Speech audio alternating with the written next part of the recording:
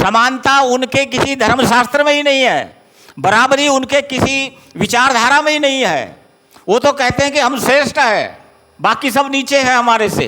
जितने पद संवैधानिक है, क्या वो संवैधानिक जिम्मेदारी निभा रहे हैं? देखो क्या हाल है, विपक्ष का कोई नेता बोलेगा चलो जेल में, मुख्यमंत्री बोलेगा चलो जेल में।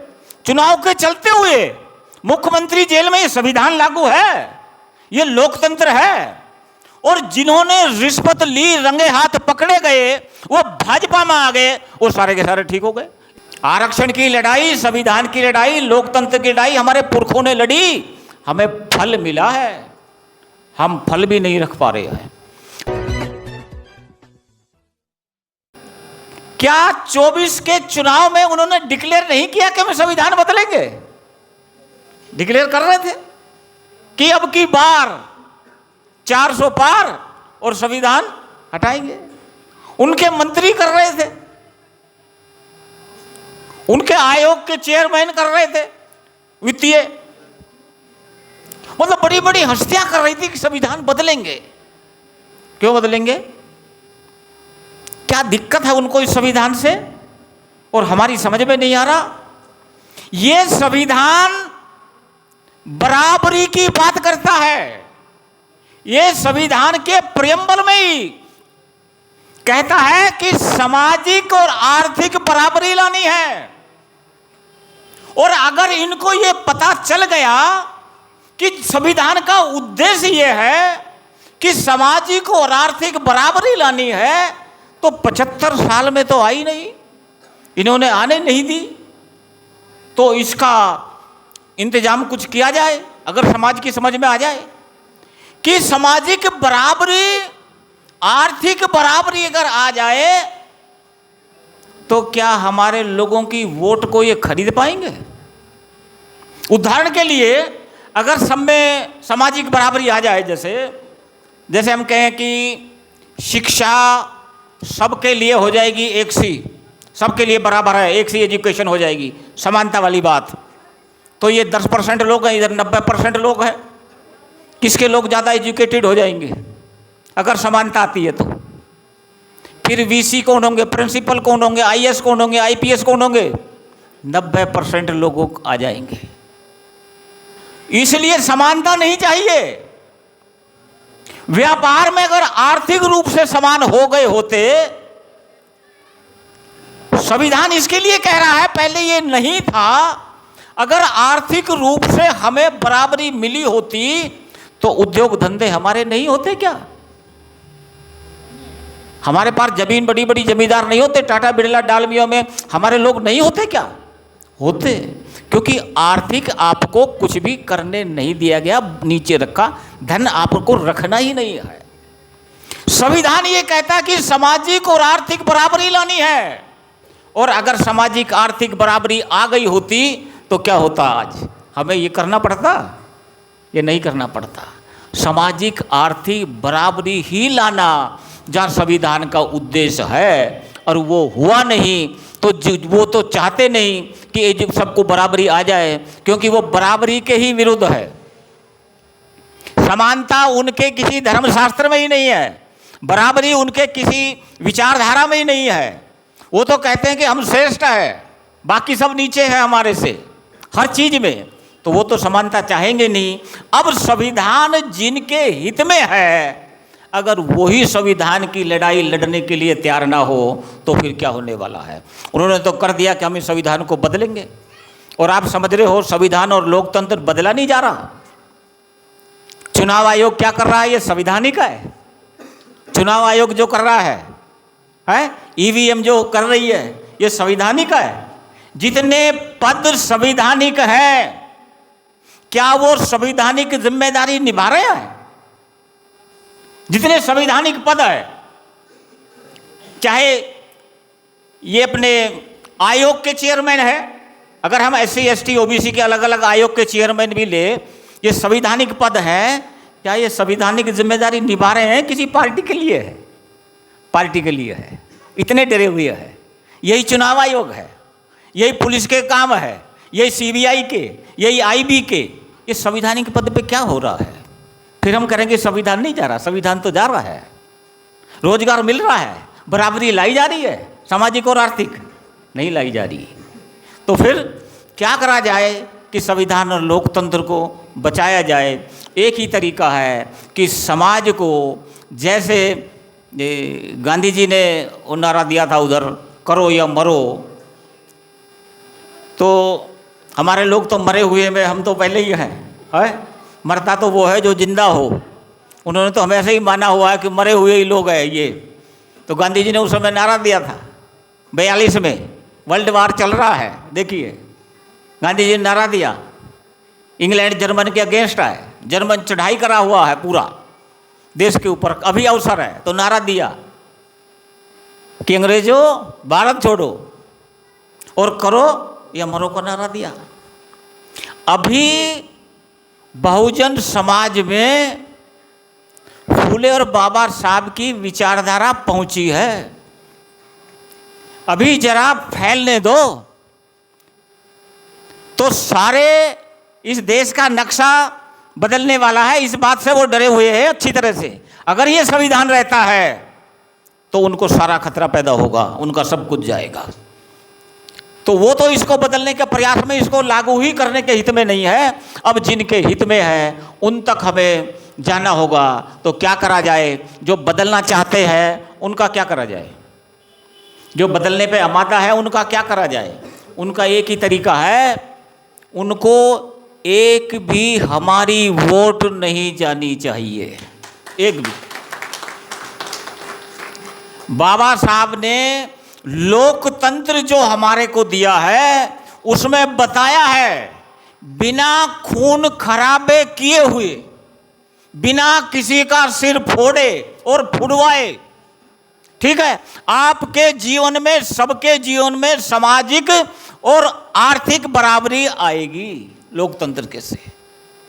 ये लोकतंत्र वो सिस्टम है, मगर ये कब सफल होता है? जब समाज लोकतांत्रिक बने, जब समाज में समानता आए, यानी कि वो एक पहचान को माने, एक जाति को माने, एक संस्कृति को माने, एक संस्कार को माने, एक रीति रिवाज को माने।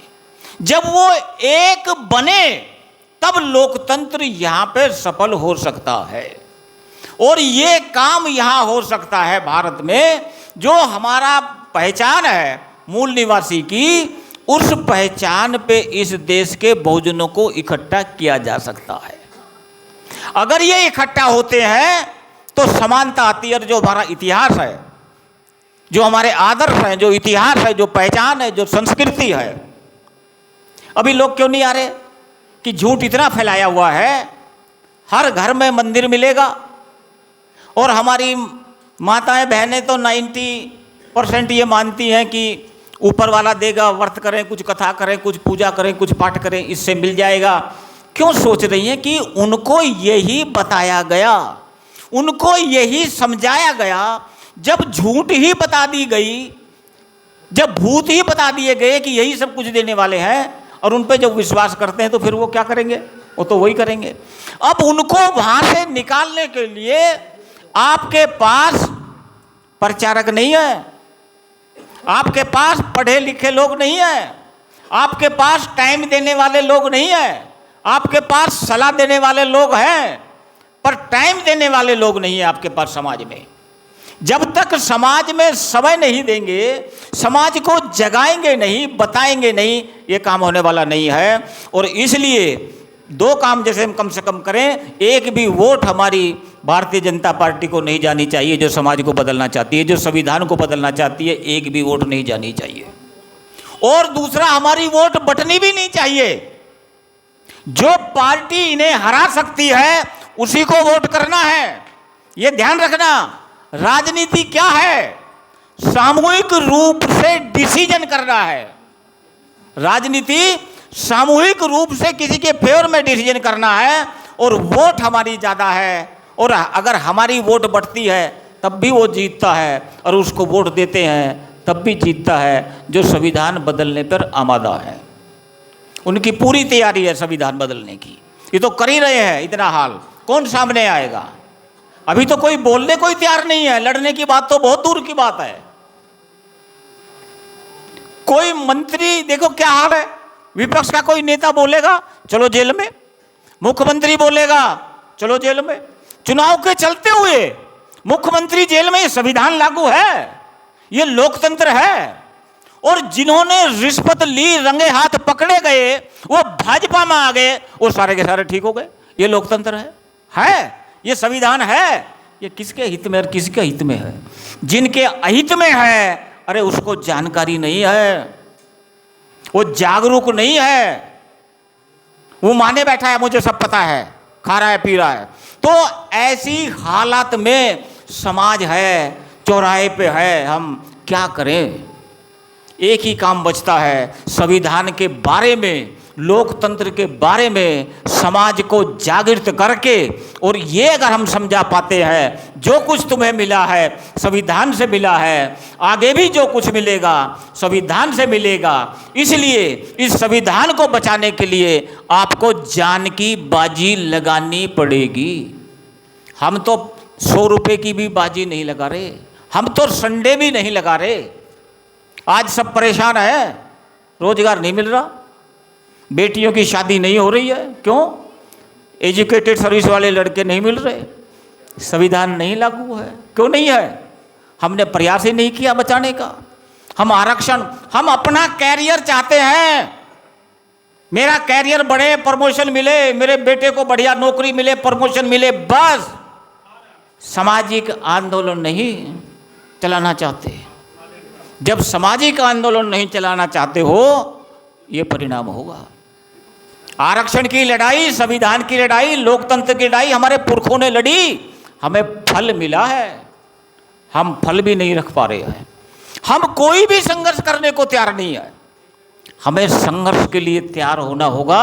और हमारी इतनी बड़ी संख्या है, इतनी बड़ी संख्या है, 10% के मुकाबले अगर आपने 30% आदमी तैयार कर लिया तो क्या होगा?